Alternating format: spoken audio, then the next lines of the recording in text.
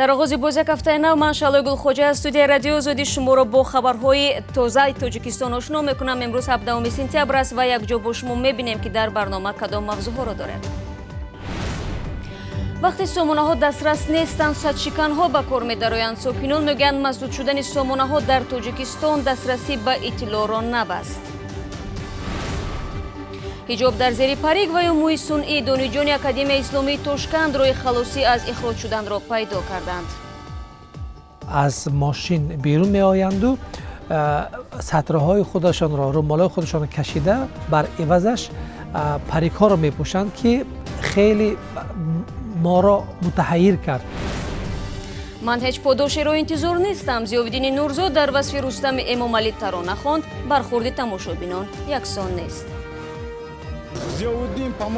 зиёвиддин овозхони хуб аст, аммо ин оҳангаш дигар хелқабул ва ба ҳамин хотир гуфтумонҳо зиёд шуд.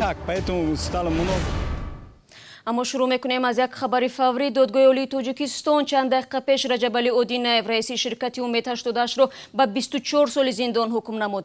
муҳокимаи парванда ва ҳамин тавр эълони ҳукм пушти дарҳои баста сурат гирифт. Одинаев ба дуздии моликияти давлатӣ ва истифодаи ғайриқонунии қарз айбдор шуд.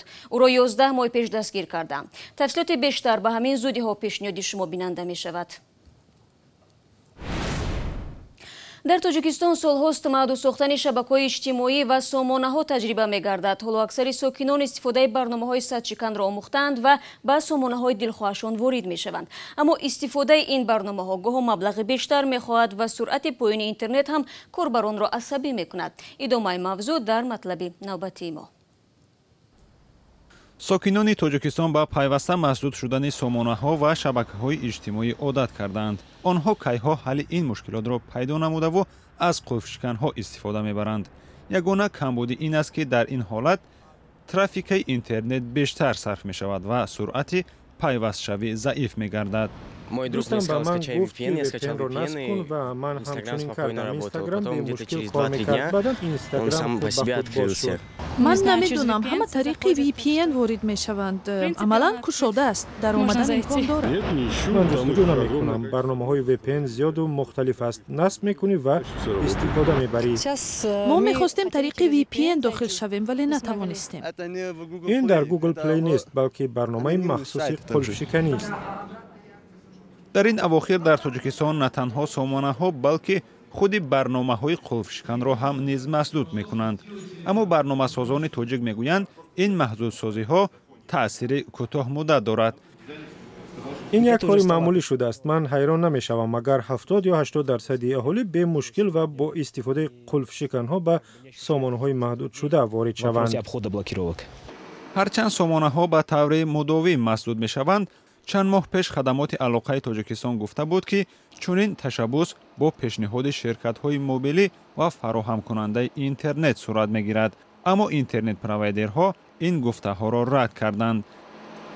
Мы задавали такие вопросы, они стараются эти вопросы обходить, и, к сожалению, ответа конкретного получать. ما بارها با چنین یک سوال مراجعت کردیم ولی متاسفانه یگان پاسخ مشخصی نگرفتیم. در تاجیکستان مرکز یگانه کمونیکاسیونی را تأسیس دادند. منبع‌های ما از شرکت‌های موبیلی میگویند محدودیت طریق همین مرکز صورت میگیرد. из мобильных компаний они говорят, что блокировка идет на уровне ЕКЦ. مرکز یگانه کمونیکاسیونی تابع خدمات علاقه тоҷикистон аст. блогерҳо ва рӯзноманигорони тоҷик мегӯянд, мақомот бо ин амалашон ҳаққи шаҳрвандонро барои дастрасӣ ба маълумот нақс мекунанд. То есть получается, что на самых یعنی верхах معلوم می شود که در زینه‌های بالایی درباره گوناگون اندیشی و دموکراسی حرف میزنند اما مقامداران الهیده آن را محدود میکنند.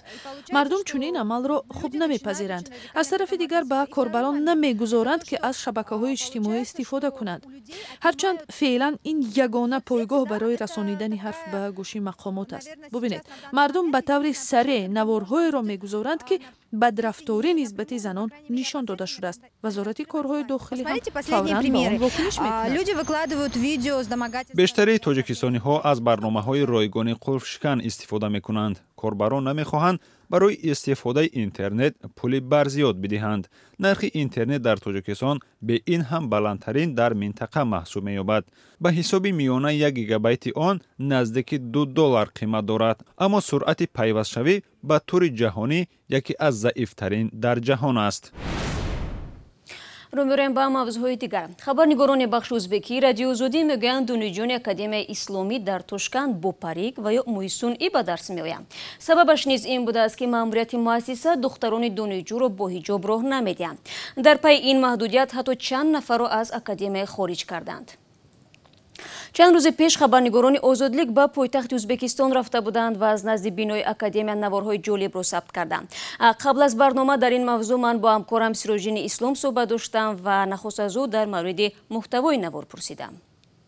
هفته گذشته خبرنگارای ما از تاشکند یک نواری را فرستادند که در آنجا محصلین اکادمی اسلامی تاشکند پیش از درآمدن به دانشگاه به اکادمی از ماشین بیرون می آیند و سطرهای خودشان را رومالای خودشان را کشیده بر عوضش پریک ها را می پوشند که خیلی ما را متحیر کرد، چون قبلا این گونه تجربه را ما ندیده بودیم. به هر حال پس از آن ما به خودی اکادمی زنگ زدیم و مسئول اکادمی صحبت کردیم. به گفته او در اکادمی اسلامی فرمای دانشگاهی یعنی لباس های دنیوی تقاضا میکنند که بپوشند. برای همین دخترایی که در کوچه و خانه با سطر هستند، با رومال هستند، مجبورند رومالشان رو کشیده برای به جایش رو پریک پوشند. به هر حال فهمیدیم که این تجربه بار اول است. با بسر قدرت آمدن شوکت میرزیویف احساس میشد که مناسبت مقامات در نسبت دین و دینداری نرمتر گشته تا زندانیان زیادی هم به آزادی برآمدند. اما از مانعهای اخیر به نظر میرسد که موقع حکومت در این مسئله بازنگری شده است. چنین بود سوال دیگری من از سیراجدین. البته پس از سر قدرت آمدن شوکت میرزیویف اعتبار به دین زیاد شد و شوکت میرزیویف گفت که ما باید نشان دهیم که مرکز ازبکستان مرکز اسلامی است.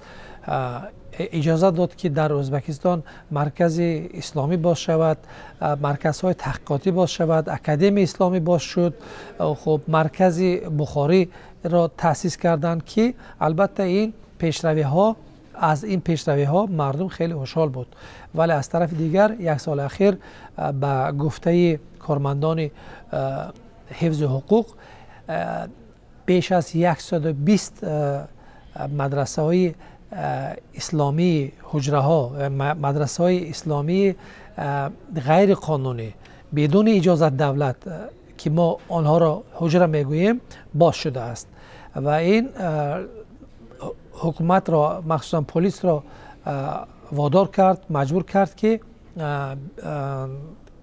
به این مسئله بیشتر اعتبار دهند. و پس از آن همین سال ماه ایول شورای وزیران ازبکستان یک قرار صادر کرد که طبق آن دانشجویان، دختران و پسران نمیتونند با لباسهای اسلامی عنعنوی به مکتب و مدرسه و دانشگاه بروند. از سال نو اکادمی سر کرده دختران نمیتونند با رومال ها یا سطر به دانشگاه ها بروند. این قانون البته به اکادمی اسلامی نیست متعلق است. سیراجدین اسلام بود از بخش ازبکی رادیو озодӣ که به پرسش‌های ما جواب داد. اما من برمیگردم به تاجیکستان. فرمایش دولتی، خوشامد و یا منتداری صمیمی.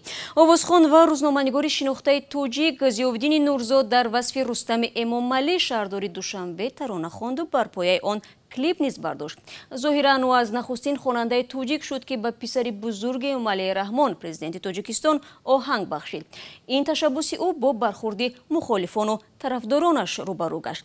گزارش همکارانمان از نسته شیرینی را با هم می‌بینیم. هدیه عشق رحمان و از تبار آل سامان. ضیاءالدین نورزاد آوازخوان تاجیک در ترانه‌ای که ماه ایول امسال به بازار برآورد رستمی امامعلی را همین گونه وصف کرده است. در جای دیگر او شهردار دوشنبه را بر رستم یکی از قهرمان‌های شاهنامه فردوسی تشبیه می‌کند. در نوار ترانه نشان داده می شود که چگونه رستمی امامعلی بناهای باغ‌های نو را افتتاح می کند و در کنار پدرش نمای شهر را تماشا دارند.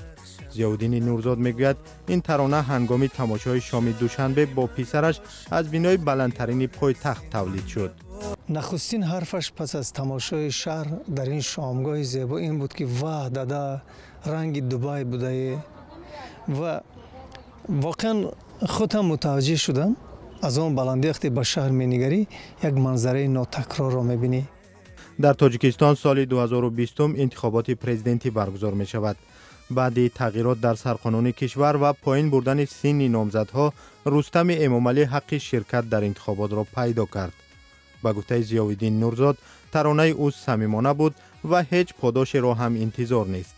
هرچند افزود که او را برای اشتراک در کنسرت کلانی بخشیده به جشن استقلال تاجیکستان دعوت نکردند و این ترانه از صحنه بزرگ و در حضور شهردار و رئیس جمهور اجرا نشد. این آوازخوان میگوید او تنها میخواست برای آبادکاری های رستمی امامعلی در 1.5 سال فعالیتش سپاسگزاری کند.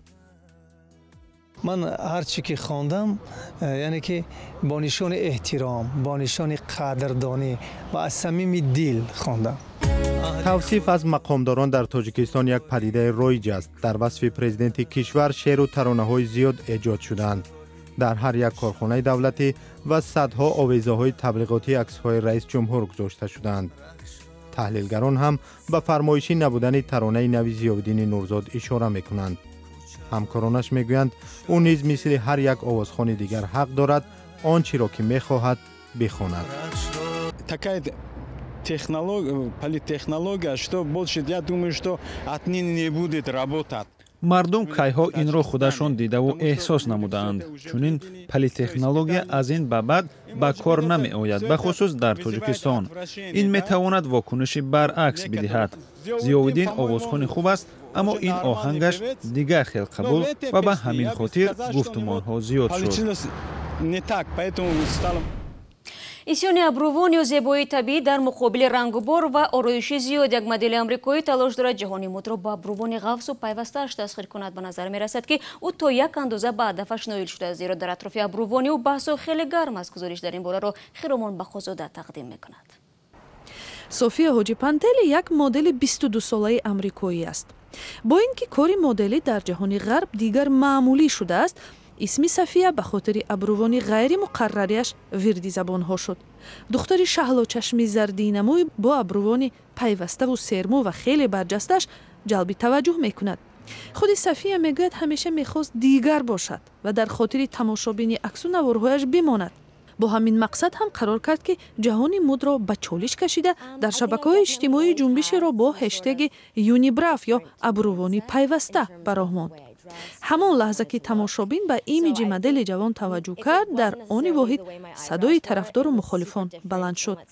бисёр шориҳон зери аксҳои ӯ як аҷӯза, фу, як зани баднамуд, шахсе ки маро тарсонд навиштанд. вале зоҳиран софия ҳоҷипантели аз ин назарҳо нирӯи бештар мегирад. ҳар субҳ шарҳои хеле даҳшатнокро мехонам, вале дар асл ҳамаи ин назарҳо маро бештар ташвиқ мекунад ки ҳамин тафовути худро ҳифз кунам. аз сӯи дигар ман бо ин корам дидам ки афроди муҳофизакорро ба ҷунбиш овардам ва ҳамин ҳолати назорат аз болои онҳо барои ман хеле муҳим аст. вале дар миёни вокунишҳои дигар афроди зиёде ҳастанд ки аз ӯ ҷонибдорӣ ҳам мекунанд. софия ҳоҷипантели бовар дорад ки шабакаҳои иҷтимоӣ барои муваффақияти инсон аз ҷумла дар эътимод ба нафс хеле кӯмак мекунанд. бархе ҷонибдорони ин духтар мегӯянд воқеан ҳам солҳои охир ҷаҳони муд бо суръат пеш меравад, тағйир меёбад ва дар талоши зебоиву беҳамтоӣ бисёриҳо тавассути амалиёти ҷарроҳӣ, тату ё холкӯбӣ ба таҳриру тағйири куллии чеҳраи худ даст мезананд. мунаққидони ин ҷараёнҳо мегӯянд талоши бисёр занон ба таҳрири симои худ аз ноқаноатмандии ботинӣ ва нодида гирифтани арзишҳои аз ин баландтари маънавӣ дар зиндагӣ маншаъ мегирад. ва бинандаи азиз, ин чанд матлабе буд ки то ин лаҳза дар ихтиёр доштем. ташаккур ки моро дар ин 15 дақиқа ҳамроҳӣ кардед. ман фардо шуморо бо хабарҳои нав дар ҳамин студия мунтазир мешавам. то барномаи фардо, худо нигаҳдори ҳар яки шумо азизон бошад.